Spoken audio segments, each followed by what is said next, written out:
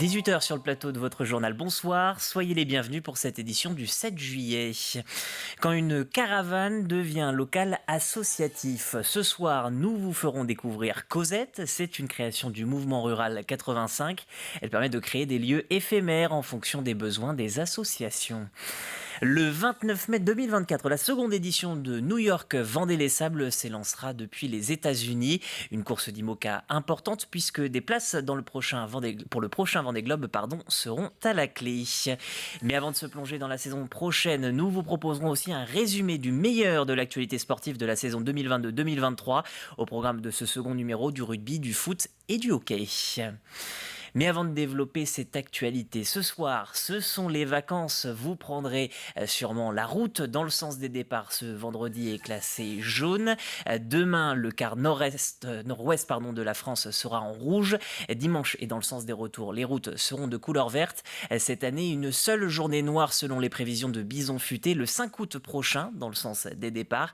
Ce premier week-end d'août sera compliqué puisque le 4, les prévisions seront rouges et le dimanche 6 en jaune dans le sens des départs toujours.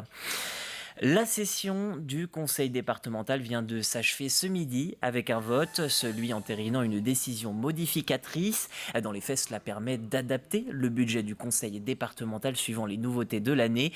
Ces derniers jours, par exemple, de nouveaux événements culturels et sportifs ont été annoncés, dont le championnat de France de cyclisme en 2025 ou encore les championnats du monde de paddle au Sables-d'Olonne. En solidarité aussi, il y a eu des modifications. En tout cas, cette enveloppe permet de donner de nouveaux crédits au projet sur le logement également.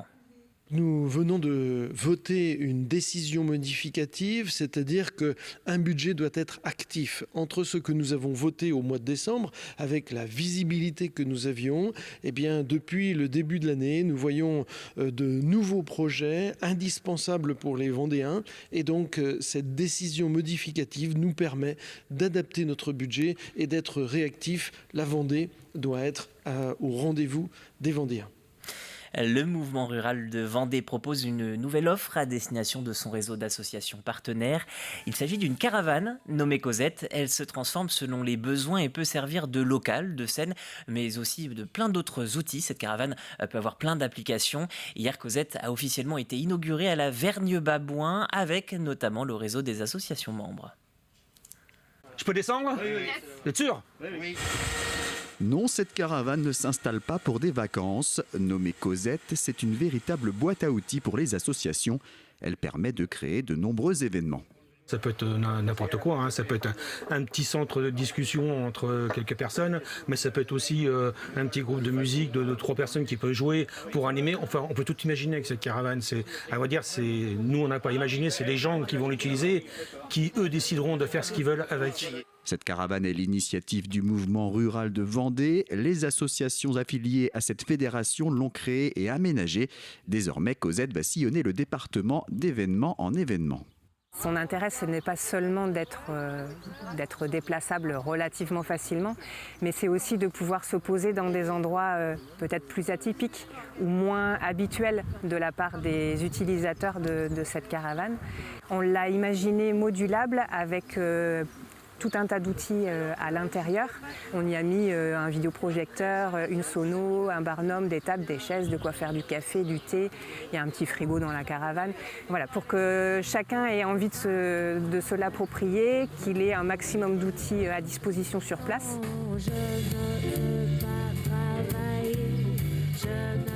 Une fois ce lieu éphémère déployé, la fête peut commencer.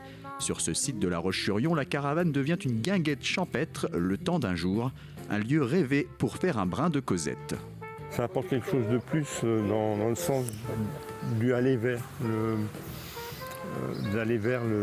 public. La caravane, c'est pas un produit fini, c'est vraiment le trait d'union pour que les gens se rencontrent. Le farniente et la bonne ambiance finissent par l'emporter. Cet été, la caravane sera présente sur une vingtaine de manifestations, toutes à l'initiative des associations du mouvement rural. Tout l'été, la CGT de Vendée propose un QR code à destination des employés saisonniers. Celui-ci permet de déclarer ses conditions de travail ou encore sa paye. Le syndicat était d'ailleurs présent sur le remblai des Sables d'Olonne cette semaine pour en faire la promotion. La CGT veut éviter les abus de certains employeurs, mais pas que.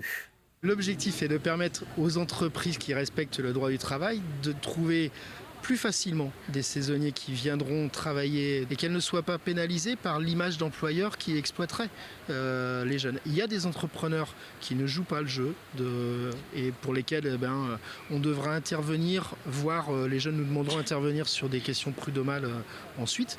Mais il y a des employeurs aussi qui méritent de pouvoir être plébiscités comme étant respectueux intégralement des droits du travail et des saisonniers, quel que soit leur âge. Au chapitre sport, la deuxième édition de la course New York Vendée-les-Sables a été officiellement présentée. 40 bateaux au départ de cette course d'IMOCA prévue le 29 mai 2024. Pour rappel, lors de la première édition en 2016, Jérémy Bayou avait relié les Sables d'Olonne en 9 jours, 16 heures, 57 minutes et 52 secondes. C'est une course déjà qui fait rêver les gens. Je pense que le degré de désirabilité de la course est assez élevé. Quand on dit on va à New York, je pense qu'il y a beaucoup de gens qui ont envie d'aller à New York. Surtout aussi, c'est parce que c'est la dernière course qualificative pour le Vendée Globe. Donc, c'est-à-dire que dans le processus de qualification, c'est le dernier grand rendez-vous qui permettra à l'issue de ça d'avoir le tableau définitif du Vendée Globe 2024. Donc c'est aussi une course qui est attendue et avec un peu de pression quand même parce que après ça, c'est le départ du Vendée Globe en novembre. Et puis enfin, je pense que de toute façon, chaque grand rendez-vous IMOCA aujourd'hui, du fait du haut niveau de technologie et de performance sportive de ces bateaux, dès qu'il y a une flotte d'IMOCA qui se déplace, c'est à minima 30 bateaux et c'est beaucoup de spectacles.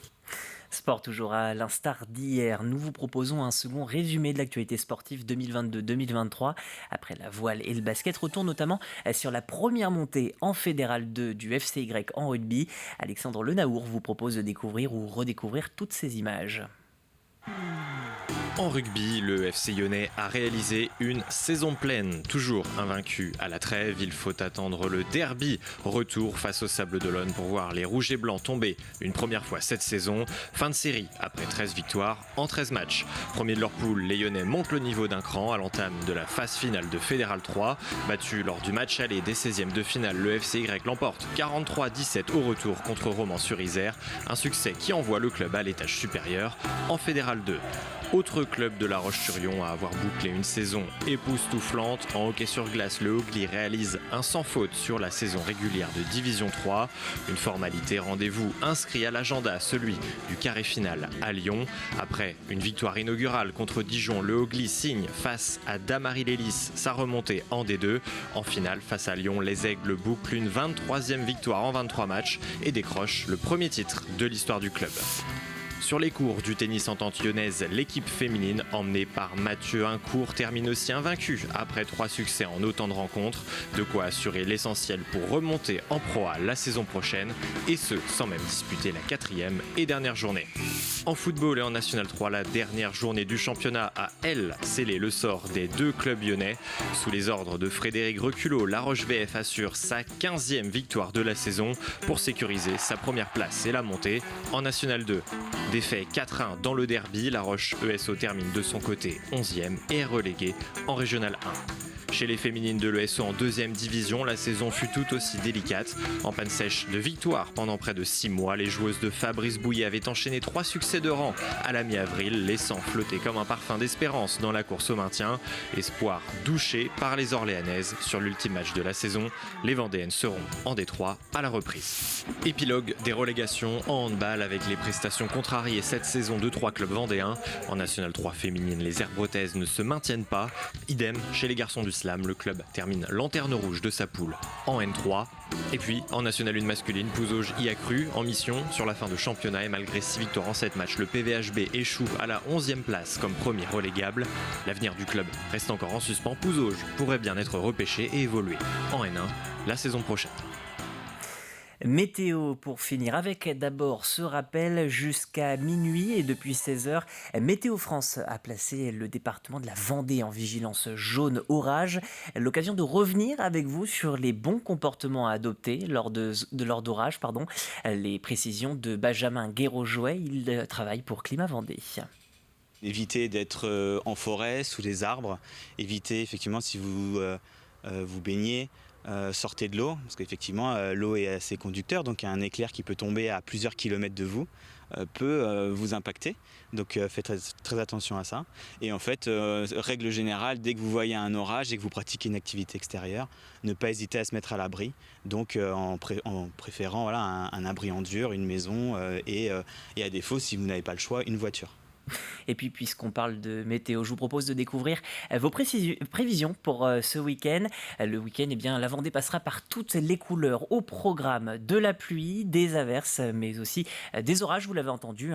Il y aura également du soleil. Côté température, la plus chaude journée de la semaine est attendue demain, samedi, avec des relevés jusqu'à 32 degrés localement.